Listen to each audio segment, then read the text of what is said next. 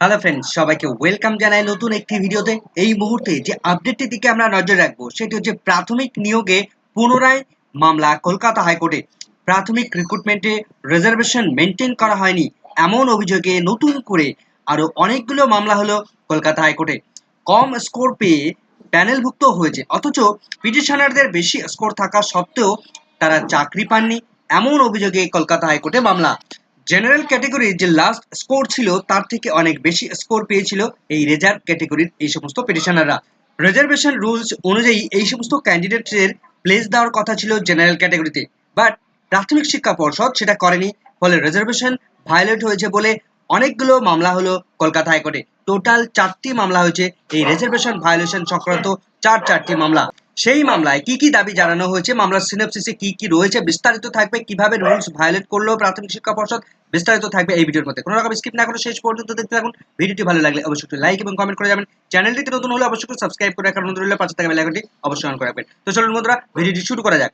Reservation rules অনুযায়ী যে সমস্ত রিজার্ভ ক্যাটেগরির ক্যান্ডিডেটদের মেধা আছে, মেরিট ভালো আছে, তারা যদি জেনারেল ক্যাটেগরি বা ইউআর ক্যাটেগরির মধ্যে স্থান পেতে পারে বা তাদের ভালো স্কোর থাকলে ইউআর ক্যাটেগরির মধ্যে তাদের নর্মালি এসে যাওয়ার কথা বা স্থান দেওয়ার কথা। কিন্তু প্রাথমিক শিক্ষা পর্ষদ সেই সমস্ত ক্যান্ডিডেটকে, ভালো মেরিটোরিয়াস রিজার্ভ ক্যাটেগরির ক্যান্ডিডেটকে রিজার্ভেশন ক্যাটেগরির মধ্যেই রেখে তাদেরকে চাকরি দিয়েছে।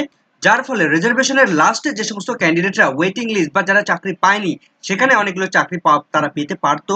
সেই কারণে রিজার্ভেশন ক্যাটেগরির লাস্ট যে কাট অফ ছিল তার নিচে থাকা স্কোর যে সমস্ত ক্যান্ডিডেটরা, তারা এই কলকাতা হাইকোর্টে গিয়ে মামলা করে। ওবিসি ক্যাটেগরিতে প্রথম থেকে যার সিরিয়াল নাম্বার 1 রয়েছে 1 থেকে 36 নম্বর ক্যান্ডিডেট পর্যন্ত যাদের স্কোর, তারা যে স্কোর পয়েন্টটা পেয়েছে সেই স্কোর পয়েন্টটা জেনারেল যে সমস্ত ক্যাটেগরিরা রয়েছেন, লাস্ট যে সমস্ত ক্যাটেগরির ক্যান্ডিডেটরা ছিলেন তাদের স্কোরের থেকে বেশি আছে। তার ফলে এই ওবিসি ক্যান্ডিডেটদেরকে জেনারেলের মধ্যে ইনক্লুড করার কথা ছিল, কিন্তু প্রাথমিক শিক্ষা পর্ষদ সেটা করেনি। এই কারণেই মামলা হয়েছে। যে মামলার সিনপসিস আমরা সরাসরি দেখে নেব। তো মামলার সিনপসিসে যেটা বলা হচ্ছে, দ্য রেসপন্ডেন্ট অথরিটি, রেসপন্ডেন্ট অর্থাৎ যারা নিয়োগকর্তার সংস্থা, অর্থাৎ এক্ষেত্রে প্রাথমিক শিক্ষা পর্ষদ বা কনসার্ন ডিপিএসসি, তারা হচ্ছে respondent authority, has no right to prepare the panel in the violation of reservation policy as granted under article 16(4) of the constitution of India. অর্থাৎ ভারতীয় সংবিধানের আর্টিকেল 16 তার সাব রুল 4, সেটা অনুসারে কোনো রেসপন্ডেন্ট অথরিটি বা কোনো রিক্রুটমেন্ট অথরিটি তারা কখনোই রিজার্ভেশনকে ভায়োলেশন করতে পারে না, বা তাদের কোনো রাইট নেই রিজার্ভেশনটাকে ভায়োলেট করা। The impugned panel is preferred মেলাফাইড।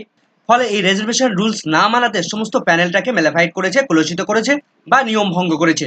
Without maintaining the policy of transparency by the north চব্বিশ Pargana DPSC district primary school council, অর্থাৎ উত্তর চব্বিশ পরগনার ডিপিএসসি, তারা এই রিজার্ভেশন সংক্রান্ত বিষয়ে তারা ট্রান্সপারেন্সি মেনটেন করেনি বা এই পলিসিকে সম্পূর্ণভাবে ভায়োলেট করেছে, রিজার্ভেশন পলিসিকে মেনটেন করেনি। The act towards preparation of impung merit list that shows nepotism and favoritism to the favored candidate who have lesser marks as general category. North চব্বিশ পরগনা ডিপিএসসি যখন এই প্যানেলে প্রিপেয়ার করে, সেখানে দেখা যায় সেখানে নেপোটিজম রয়েছে, ফেভারিটিজম রয়েছে, স্বজন পোষণ লক্ষ্য করা গেছে। যে সমস্ত নিজেদের স্বজন পোষণ, নিজেদের ইচ্ছে মতো খুশি ক্যান্ডিডেটদেরকে সেখানে রিক্রুটেড করা হয়েছে।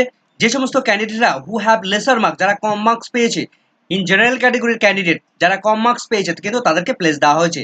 But the reserve category candidates, those who have higher marks than the last impanel candidate under general category candidate, general ক্যাটেগরির ক্যান্ডিডেটের লাস্ট যিনি যে মার্কস পেয়েছেন তার থেকে এই রিজার্ভ ক্যাটেগরির ক্যান্ডিডেটরা অনেক বেশি মার্কস পেয়ে, অথচ তাদের মেধা থাকা সত্ত্বেও তারা জেনারেল ক্যাটেগরি বা ইউআর ক্যাটেগরির মধ্যে ইনক্লুড করেনি এই ডিপিএসসি।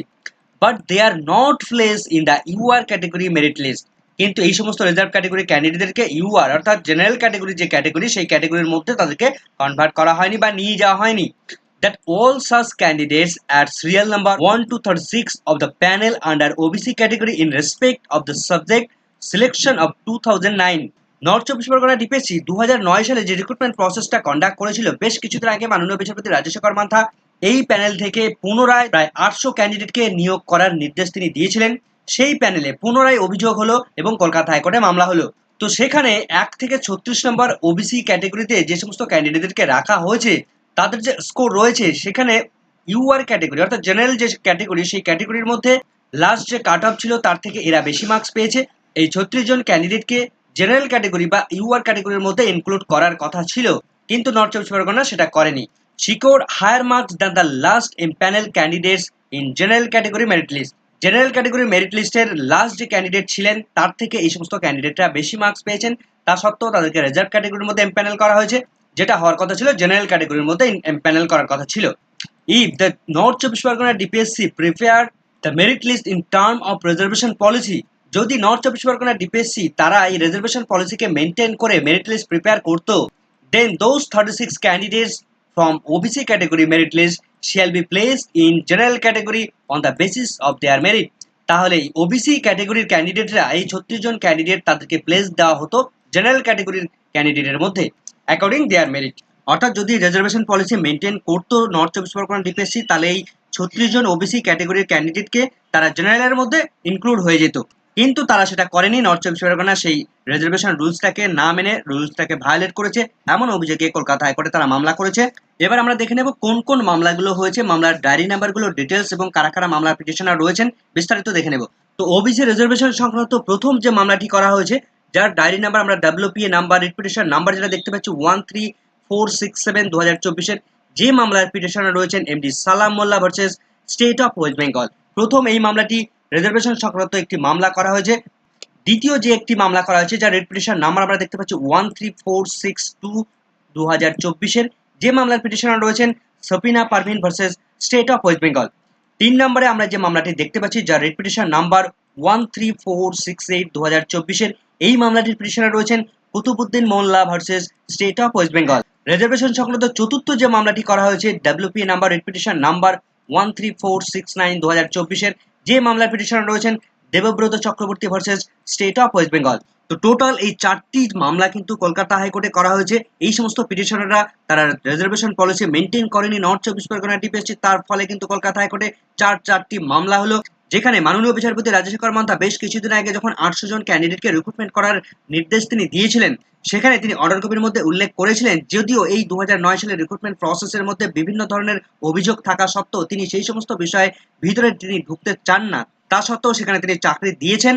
কিন্তু তারপরেও যদি এখন এসে যদি আবার রিজার্ভেশন পলিসিকে যদি মেনটেন না করা হয়, পিটিশনার যদি তেমন দাবি করে এবং সেটা যদি এস্টাবলিশড হয়ে যায়, তাহলে এই রিক্রুটমেন্ট প্রসেসটা আবার একটু সংশয়ের মধ্যে পড়ে যাচ্ছে, পুনরায় প্রবলেমে পড়ে যেতে পারে এই রিক্রুটমেন্ট প্রসেসটি। তবে এখানে মাননীয় বিচারপতি রাজশেখর মান্তা তিনি যদি ভিতরে ঢুকতে না চান, মামলার ভিতরে ঢুকতে না চান, রিক্রুটমেন্টের প্রসেসের ভিতরে ঢুকতে না চান, তো সেক্ষেত্রে যারা এই মামলা করেছে, যারা এই ওবিসি ক্যাটাগরির যারা ওয়েটিং লিস্টে ছিল বা লাস্ট ক্যান্ডিডেটের দিকে ছিল, তাদের কিন্তু নতুনভাবে চাকরির অর্ডার আসার সম্ভাবনা তৈরি হচ্ছে। তো একমাত্র এটাই সম্ভাবনা, যারা পিটিশনার রয়েছেন তাদেরকে চাকরি দেওয়া ছাড়া আর কিন্তু কোনো রকমভাবে রাস্তা থাকবে না। তো দেখা যাক মাননীয় বিচারপতিরা তারা কি নির্দেশ দেন, সেদিকে আমাদের নজর থাকবে। পরবর্তী আপডেট পেলে অবশ্যই আপনাদের সঙ্গে শেয়ার করবো। এই মুহূর্তে এই ভিডিওটি ভালো লাগলে অবশ্যই একটু লাইক এবং কমেন্ট করে যাবেন। চ্যানেলটি নতুন হলে অবশ্যই একটু সাবস্ক্রাইব করে রাখার অনুরোধ রইল। পাশে থাকা বেল আইকনটি অবশ্যই অন করে রাখবেন পরবর্তী ধরনের আপডেট পাওয়ার জন্য। সকলকে ধন্যবাদ।